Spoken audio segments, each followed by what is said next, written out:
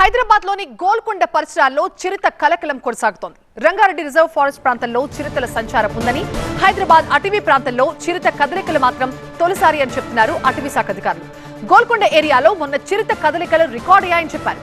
ఈ తెల్లవారుజామున తిరిగి చిలుకూరు వెళ్లిపోయిందని చెప్తున్నారు అధికారులు. హైదరాబాద్ రంగారెడ్డి జిల్లా జాయింట్ ఆపరేషన్ లో పులిని పట్టుకునేందుకు వేట కొనసాగుతోందని చెప్తున్నారు అధికారులు. Hyderabad west forest range officer Lakshmipathi Rao మరింత సమాచారం మా కరెస్పాండెంట్ శ్రవణ్ అందిస్తారు. అసలు ఏంటి చిరుత ఎక్కడి నుంచి వచ్చింది, దీని కదలికలు ఎలా ఉన్నాయి, మనతో మాట్లాడటానికి Hyderabad west forest range officer S Lakshmipathirao గారు మనతో ఉన్నారు. సార్ నమస్కారం అండి. చిరుత కదలికలు సీసీ కెమెరాలో రికార్డ్ అయ్యాయి. మొన్నటి వరకు చిలుకూరు రేంజ్లో ఉంది. గోల్కొండ అంటే సిటీ లోపలికి వచ్చినట్టుగా సీసీ కెమెరాలో రికార్డ్ అయింది. ఏంటి అసలు?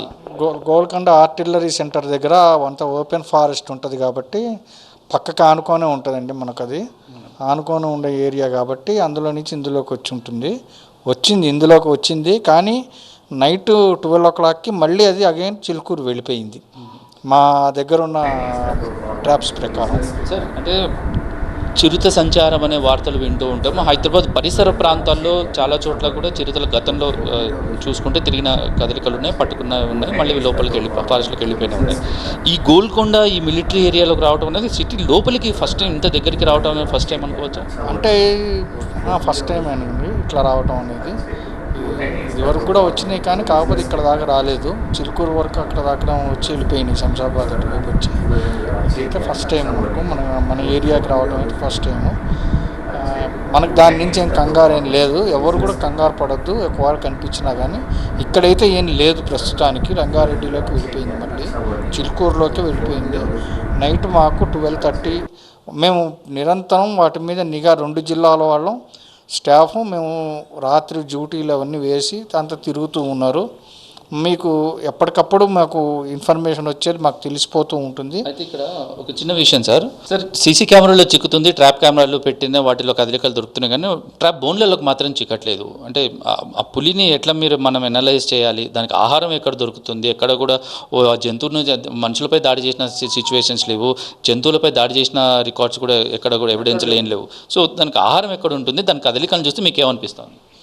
దాని కదలికలను చూస్తూ ఉంటే అది లోకల్గా ఉన్న చిన్న చిన్న జంతువులని వేటాడి ఆకలేసినప్పుడు తింటున్నది అది. ఆ తర్వాత సేఫ్ సైడ్లో తిరుగుతూ ఉన్నది అది.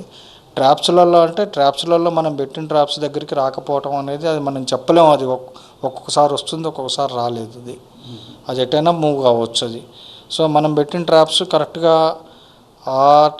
ఇప్పుడు మనకు తెలిసిన దాని ప్రకారం దాని వెంబడే ట్రాప్స్ పెడుతున్నారు. ఇప్పుడు తెలుస్తుంది మనకు 1-2 రోజులలో తెలిసిపోతుంది అది విషయం. Okay sir, thank you sir.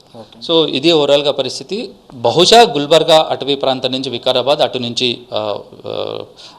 Chilukuru area forest రేంజ్కి, దాని నుంచి బై మిస్టేక్ గోల్కొండ మిలిటరీ ఏరియాకి వచ్చింది. మిలిటరీ ఏరియా నుంచి వెళ్ళిపోయింది, వెనక్కి వెళ్ళిపోయినట్టుగా మళ్ళీ కూడా ఎవిడెన్స్ సీసీ కెమెరా రికార్డ్ అయింది.